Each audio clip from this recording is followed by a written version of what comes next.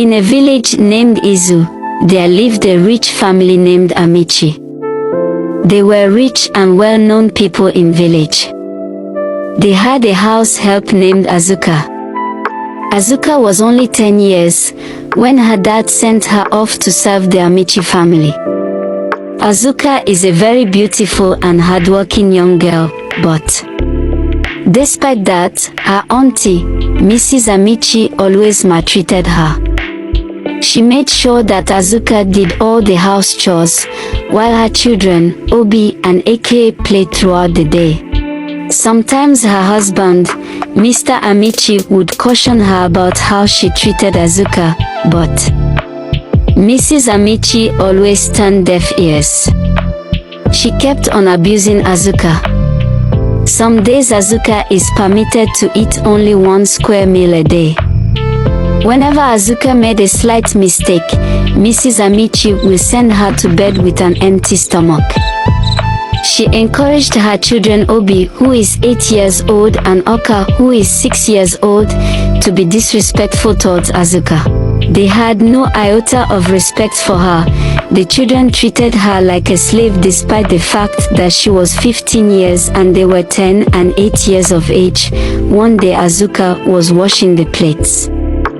When Oka, the second son of Mrs. Amici, came and dumped neat plates in the rubber Azuka was washing with, Azuka became furious and she called, "Oka, come back here." Oka went back to answer her, "Why did you add these plates in the washing water? Are they not neat plates? And why should you be asking me such useless questions? Are you not our maid?" Icom replied and shrugged his feet to go into the house. Azuka felt bad, but she knew she had to remain strong for herself. One evening everyone in the Amici family had gone to bed.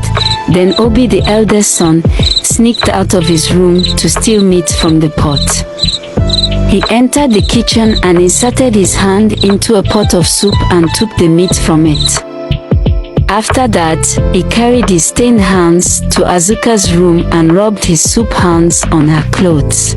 The next day Mrs. Amici summoned her children and Azuka and asked them who stole the meat from the pot.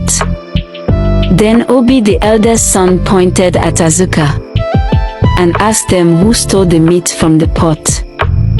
Then Obi, the eldest son, pointed at Azuka. Before Azuka could say anything in her defense, she was pounced on and beaten to stupor. Azuka cried all day in her room. She managed to send a message to her parents about how she was ill-treated. Yet there wasn't a positive feedback. She then decided that maybe the maltreatment was her fate, so she embraced it and stopped complaining. But yet, this didn't stop her auntie Mrs. Amici from maltreating her. There came a day when Azuka was drinking tea with the kids and Mrs. Amici warned her never to drink tea in the house again.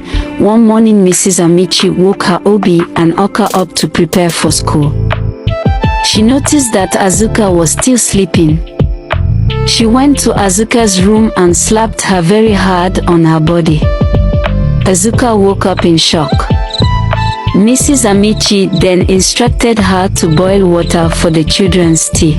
Azuka immediately left for the kitchen to prepare tea for the children.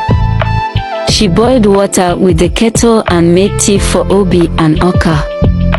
Few minutes later Obi started complaining of stomach ache, then Oka joined him.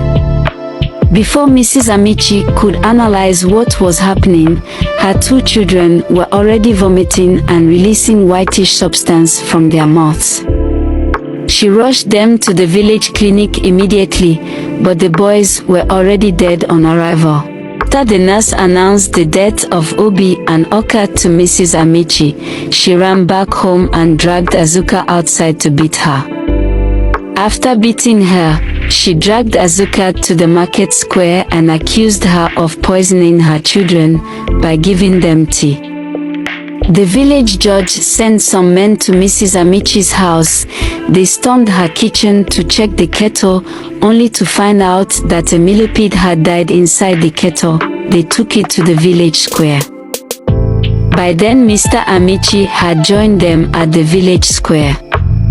The water was red, which means that the poison from the millipede's body had spread inside the water. The judge asked Azuka if she intentionally put the millipede inside the kettle, but she declined and was still pleading for mercy.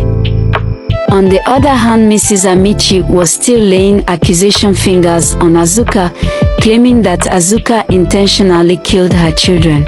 After so much back and forth, the council found Azuka not guilty because it was a mistake and she didn't see the millipede in the kettle before boiling water for the kids. She was discharged and told to go back home to her parents. Mrs. Amici, on the other hand, was left frustrated and in agony at the village square.